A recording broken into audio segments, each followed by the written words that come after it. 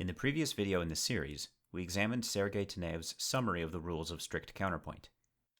Here is a short two-voice combination that he composed in accordance with those rules.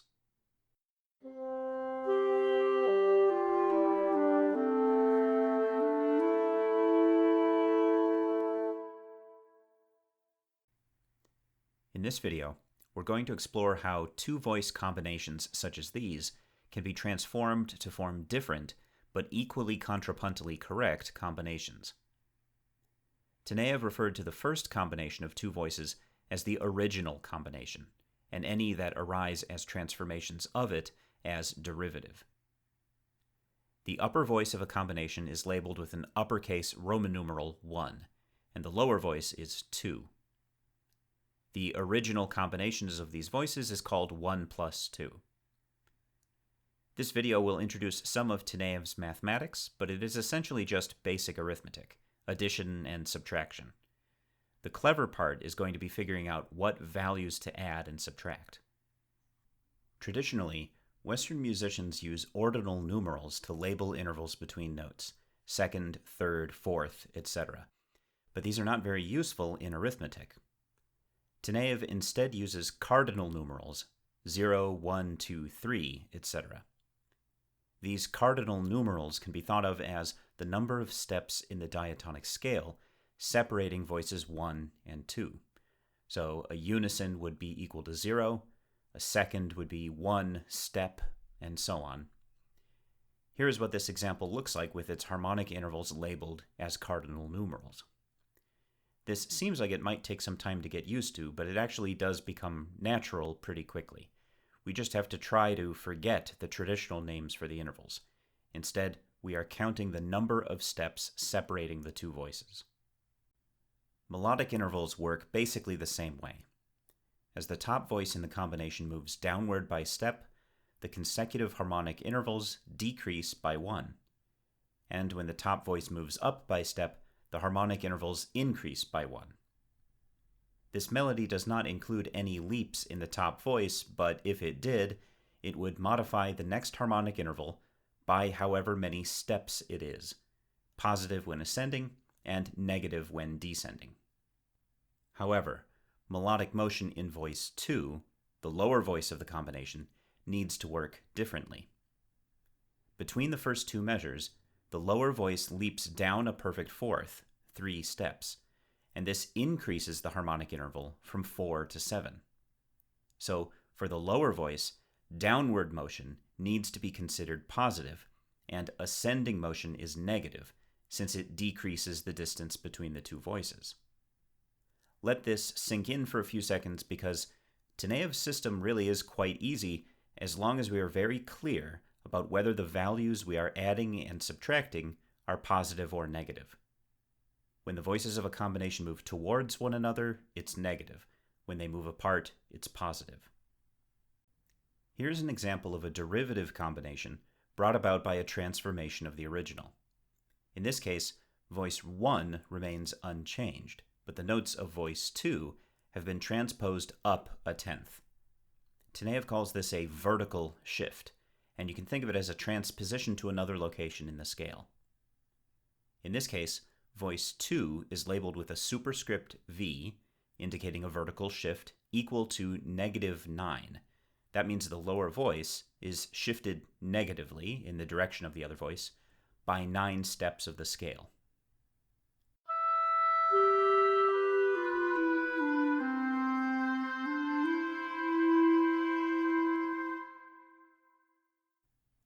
The harmonic intervals for the derivative combination are negative, since voice 2 now occurs above voice 1. Notice that the harmonic intervals of the derivative combination are exactly 9 less than the corresponding harmonic intervals of the original. This makes perfect sense since the lower voice moved by 9 steps in the direction of the other voice. This difference has a constant value even when both voices of the combination move. In this derivative combination, voice 2 has been shifted upward by an octave, while voice 1 is shifted down by a third. Taneyev gives a name to this constant difference. He calls it the vertical shift index, abbreviated JV. The vertical shift index is the sum of the vertical shifts of both voices. In this case, the vertical shift of voice 1 is -2, and the vertical shift of voice 2 is -7. So -2 plus -7 is -9. And so this example has the same JV as the previous example, where one voice was transposed a tenth and the other remained stationary.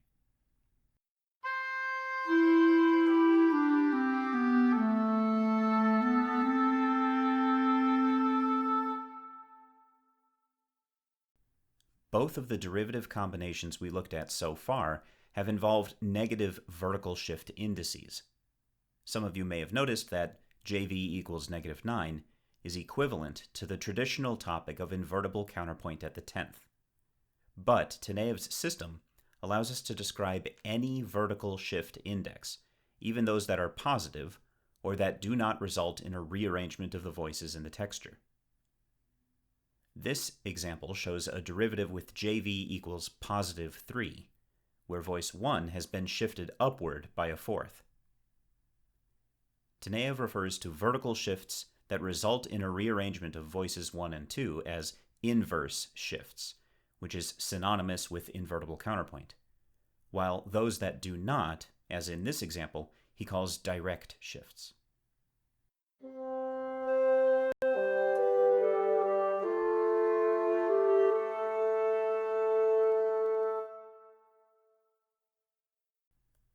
We can create a general formula for the vertical shift index by labeling the harmonic intervals of the original and derivative. Taneyev refers to the intervals of the original as a variable he called m, and the intervals of the derivative he calls n.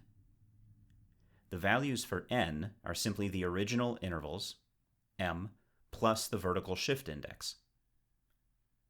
Taneyev then algebraically rearranges this equation to solve for JV, and arrives at a different formula for the vertical shift index. JV equals n minus m. That is to say, an interval of the derivative minus the corresponding interval of the original. This equation is particularly useful when trying to determine the type of vertical shifting counterpoint when analyzing real pieces of music. As an example, here is the beginning of J.S. Bach's Invention in F minor. It is a two-part invention, so the right-hand material can be labeled voice 1, and the left hand is voice 2. We can label the harmonic intervals of this original combination, m, as positive cardinal numerals.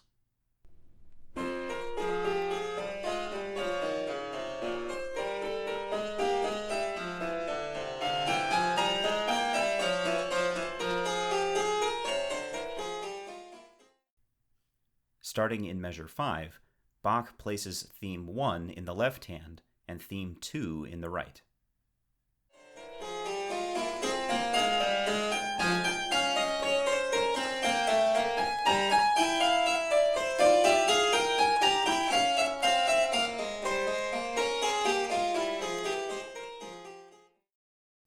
We can use values of n in this derivative combination and the equation JV equals n minus m to solve for the vertical shift index. I would recommend usually choosing a corresponding interval a few beats into the combination rather than the very first interval, since sometimes composers vary the first few intervals of a theme or combination, for instance with the tonal answer of a fugue. This value for n of -16, for instance, corresponds with +5 as a value for m. So our equation gives us -16 minus 5 equals -21. Traditional counterpoint texts would refer to this as invertible counterpoint at the octave, or more precisely, invertible counterpoint at the 22nd, which is 3 octaves.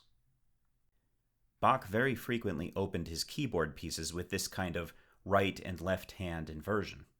In this example, the switch happens after measure 2, but the voices are not transposed by octaves, so the type of invertible counterpoint is slightly less obvious than in the previous example.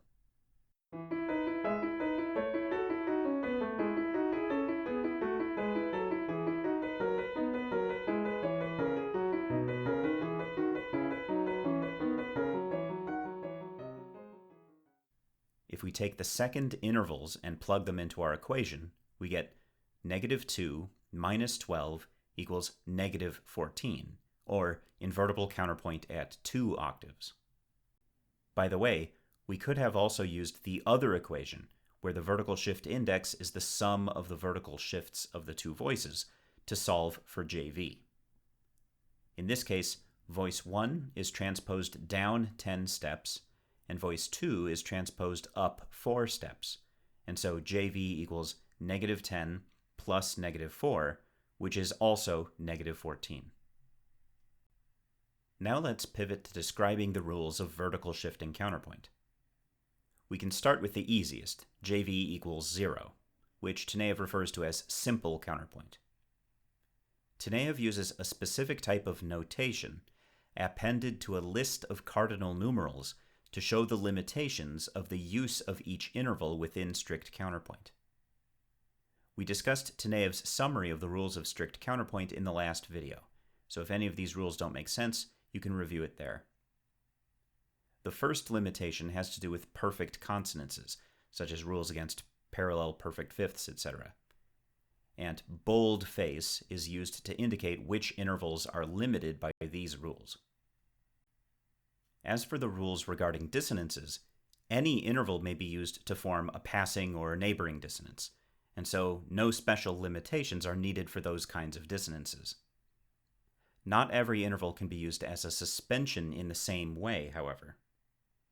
Taneyev uses a bar in parentheses to indicate that an interval may not be used to form a suspension. For example, the second above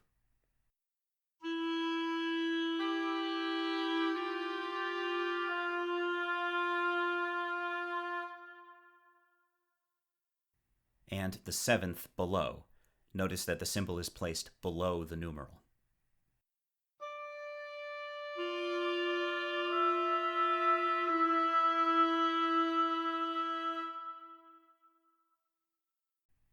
A bar without parentheses indicates that if this interval occurs on a downbeat, it must form a suspension pattern. So all of the other dissonant intervals require this symbol. An X indicates that if this interval forms a suspension pattern on a downbeat, then the note of resolution must be treated as a dissonance.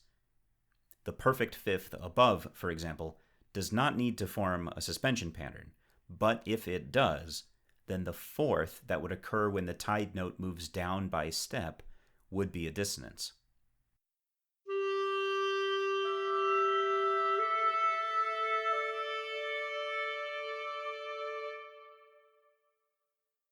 This dissonant note of resolution can be ameliorated in 3 ways.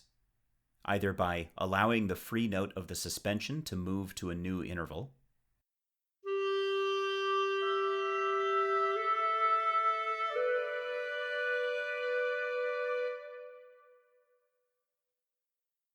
or by treating the tone of resolution as a passing tone,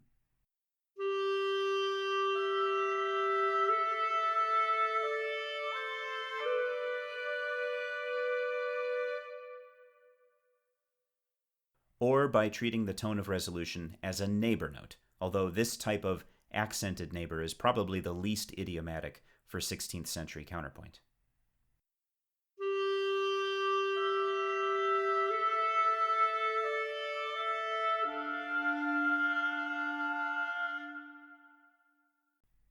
Lastly, a dashed bar is the least restrictive symbol.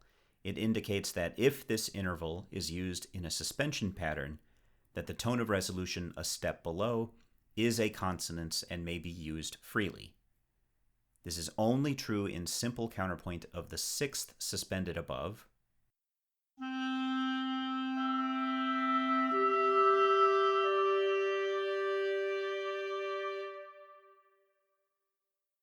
or the 5th suspended below.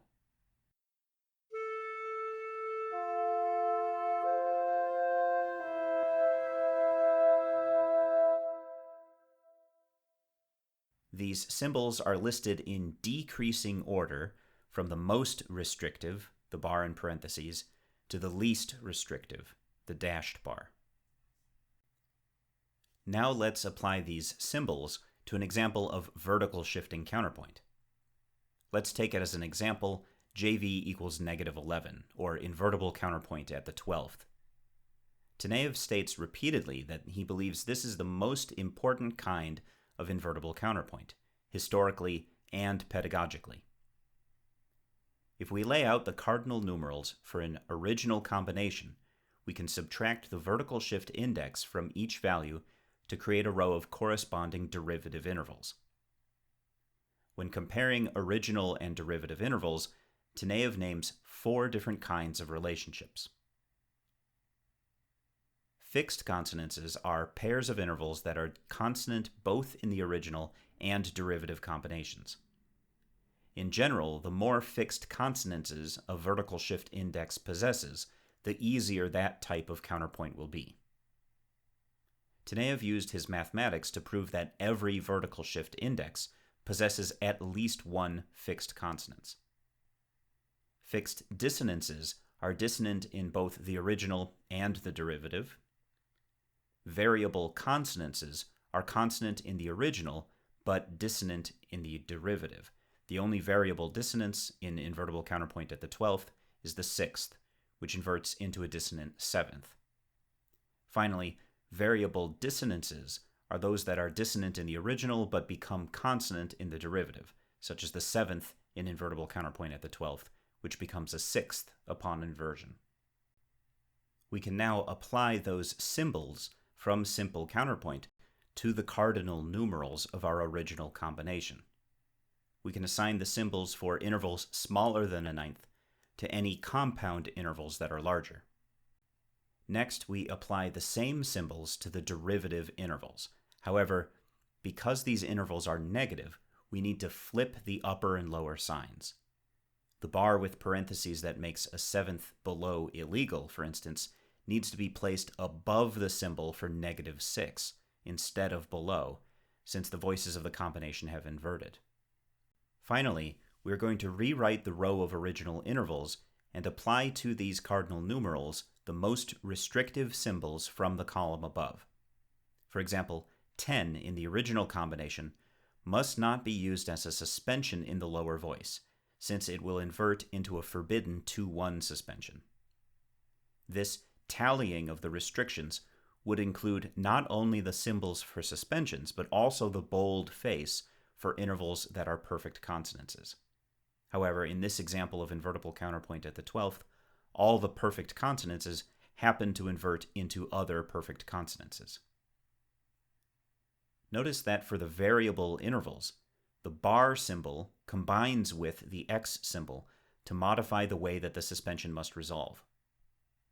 The bar indicates that this interval must be treated as a suspension if it occurs on a downbeat, and the X indicates that the resolution must also be treated as a dissonance. Now that we have the specific rules for invertible counterpoint at the 12th, we can see how Taneyev used them in a composition exercise. Taneyev included a large appendix at the end of Movable Counterpoint in the strict style that illustrates two-voice counterpoint at many vertical shift indices. This is his example of an original combination composed in florid counterpoint according to the rules of JV equals -11. Notice that the variable dissonance of a 7th above always includes the resolution indicated by the symbol X. Either the tone of resolution is a passing tone, as in the first two instances, or the free note moves at the moment of resolution to a fixed consonance. Similarly, the variable consonance of a 6th below must be treated as a suspension on the downbeat, and it similarly is resolved as a passing tone.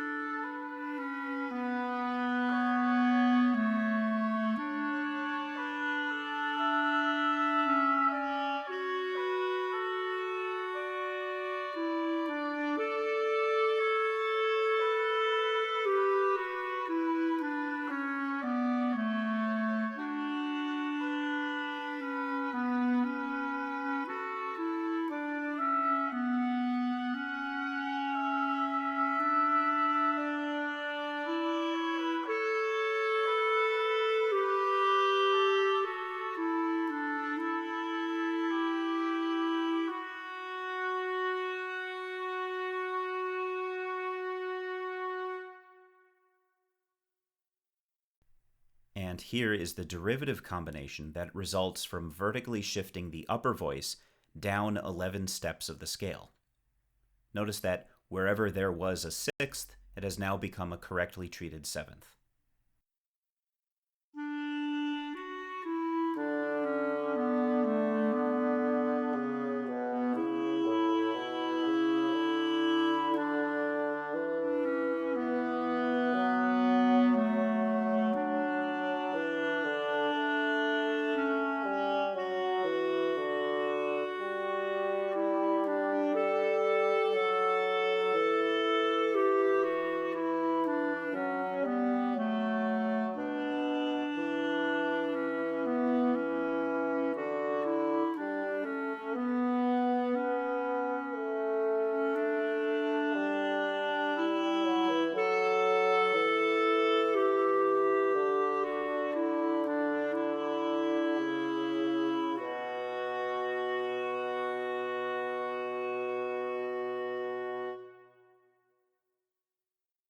Taneyev recommends that students learn how to compose vertical shifting counterpoint by composing similar two-voice duets without a cantus firmus. If you want to try some of this yourself, he recommends a specific workflow, starting with simple counterpoint without suspensions. That means both dissonant suspensions and tied consonances, and without similar or parallel motion. This, he thinks, is the best warm-up exercise for being able to compose the different kinds of vertical shifting counterpoint.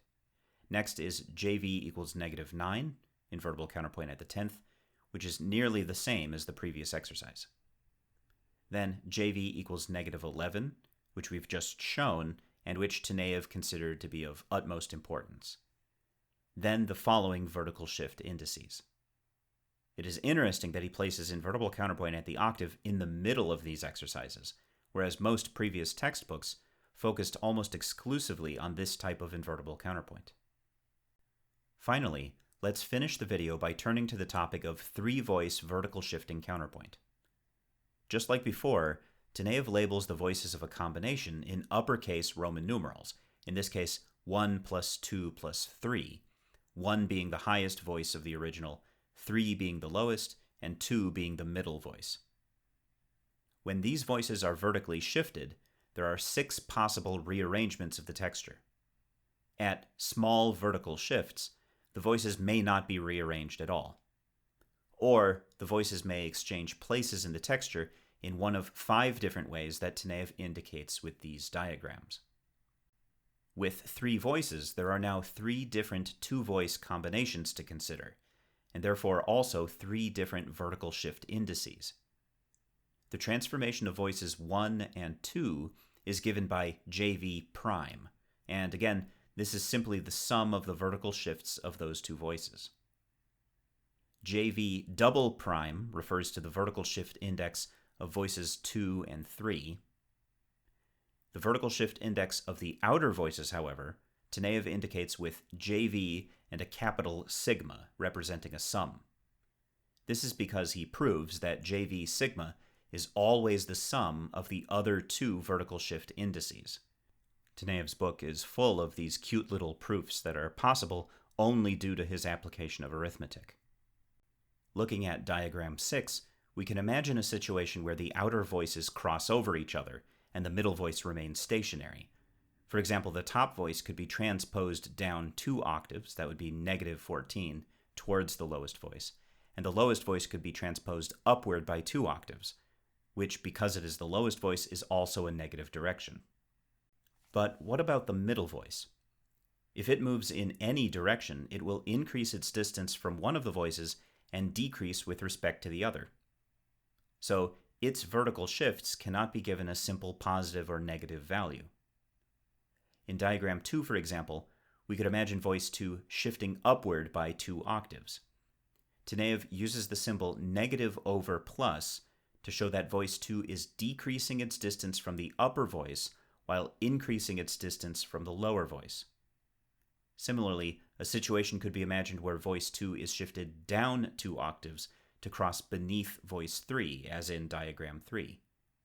We would indicate this vertical shift of voice 2 as plus over minus 14. Now let's see how this terminology can be applied in analysis. Here's the beginning of the exposition of the fugue in A-flat major from Book 2 of the Well-Tempered Clavier.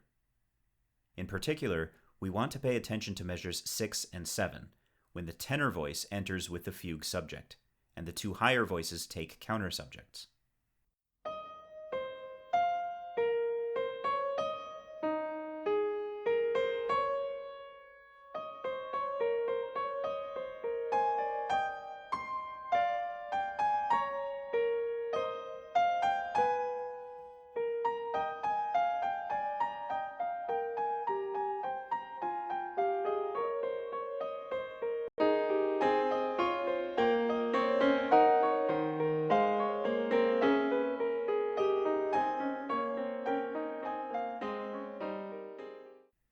We can consider measures 6 and 7 as an original three-voice combination. Small note heads in this example indicate notes that are composed in free counterpoint that are not strictly part of the counter subjects. Voice 2, for example, does not begin until halfway through measure 6. Bach recomposes this passage in a later entry group in measures 22 and 23, where the voices are recombined according to diagram 6.